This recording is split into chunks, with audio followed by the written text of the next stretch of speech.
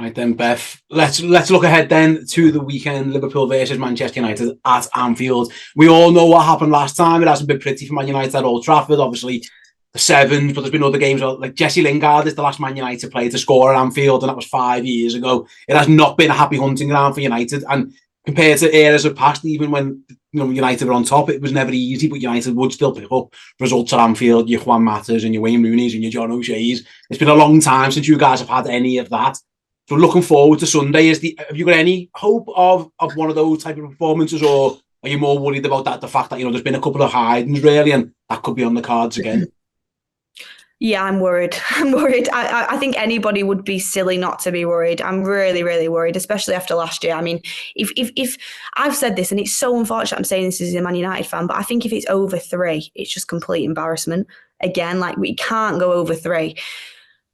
Anfield is a really tough place to go for any team. Like, you've not lost a game at Anfield all season, and our away record against the top 6 is terrible. So, and we've not even drawn a game this season yet.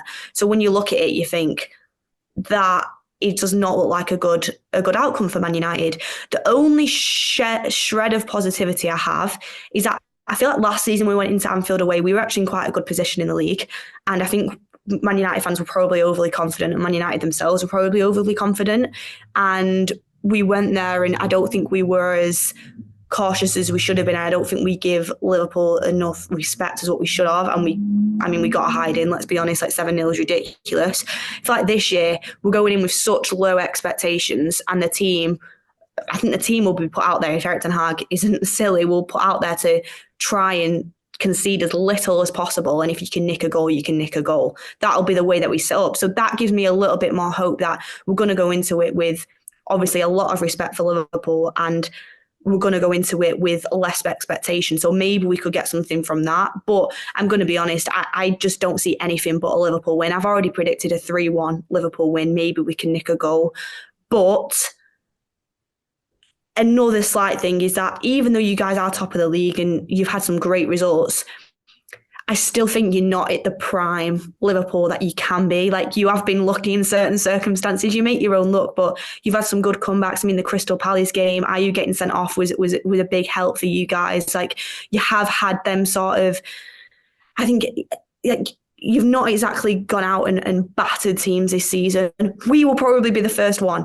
So I do think you will beat us, but they're the only kind of shreds of positivity I'm holding on to right now.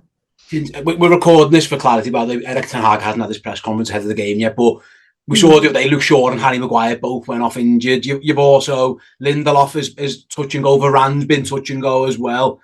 There's other injuries we mentioned before, Mount, I think Rashford, who knows, been ill. Bruno suspended. We'll touch upon that in a moment. Casemiro, what type of Man United team are we going to get? Because if you were trying to predict Ten Hag's 11, now let's presume Shaw and Maguire out. If you ran through it, how would you see him lining his team up?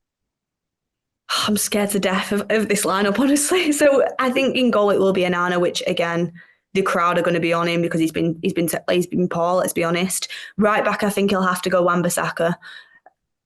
Centre backs, Evans and Varane. It'll be Evans and Varane. Left back. Now this is the one where we're going to get ripped. Reguilon against Salah. No, I can't deal with it. Reguilon is so poor defensively. I can't even tell you. Like, he's decent going forward, but defensively he's so lightweight. Salah will literally have him on toast. Like, I hope I'm wrong, but from what I've seen, he will. So maybe be tempted to play Dalot at left back. I probably would go Dalot left back over Reguilon, but even Dalot will probably get torn a new one as well. He's weird with Dalot. He either has a top game or he's really poor. So it just depends what you're going to get. Midfield 3, I think it'll be Amrabat, Kobe Mainoo and Scott McTominay. Kobe Mainoo's been bright, but to chuck him in for Anfield away is a tough ask. Amrabat, he needs all the help he can get in there. I think he's actually a decent player. He's had a poor start. But he's quite a basic player, but again, he's been left alone in so many circumstances. It's made him look worse than what he is. And then McTominay, okay, yeah, he can score a goal, but on the break, he's not creative at all. He can't find a through ball. He's not great at passing. But he's got experience and he's physical. So you need to play him, really. I'm just hoping maybe on the break, Kobe Mainoo can find them passes if we get any opportunity. Then the front 3, I reckon it'll be Anthony on the right, which isn't much threat for you guys. Højlund up front, and it'll be probably Garnacho on the left, but I wouldn't be surprised if he brings Rashford back in because of obviously, that Rashford and Trent kind of match up that we've seen.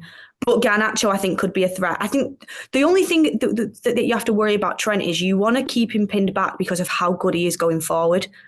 Obviously, defensively, we know he has his frailties, but going forward, he's so good that you need a winger that's going to try and keep him on his toes a little bit. So Garnacho or Rashford, a toss-up, but I'd go with Garnacho, but I wouldn't be surprised if Ten Hag threw Rashford back in there.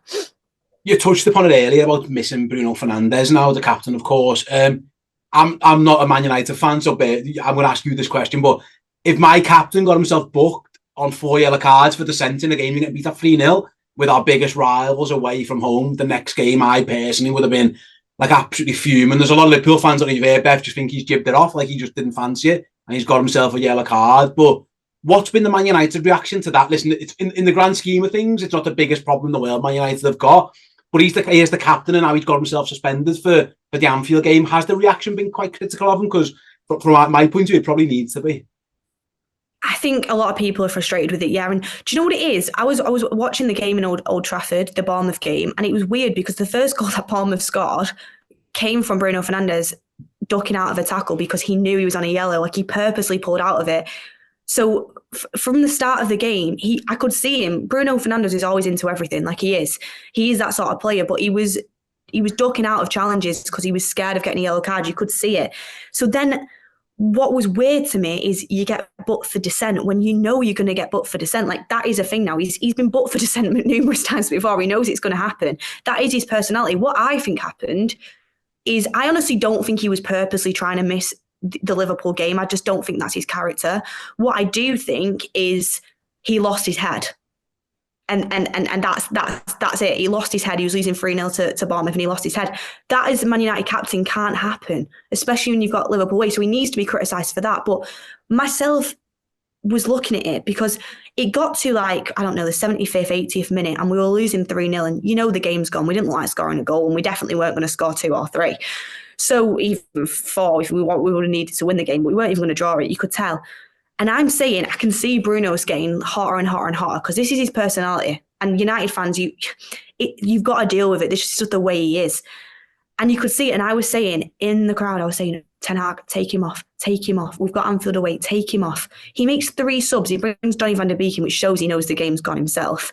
He makes 3 subs. He doesn't bring Bruno off. And I'm like, he's on a yellow. If he gets a yellow, he's suspended at Anfield. I'm saying it, loads of people in the crowd say, bring him off. He doesn't do it. We can all see it's going to happen. But sometimes I feel like the manager needs to step in, see the player is losing his head and make that decision for him. And the fact Ten Hag didn't do that, that really made me question him because I'm like, have you just not seen that? Or what is the reasoning behind that? So that annoyed me with Ten Hag. It annoyed me with Bruno as well because Anfield away is coming up and you need to keep yourself together. But he did just fly off the handle. I don't think he purposely did it, but it is frustrating because he is our only creative outlet. No matter what you think of Bruno, he can have some poor games. People say he doesn't turn up against the big teams, but he's our best creative outlet. And I think on his day, our best player. So to miss him, it is...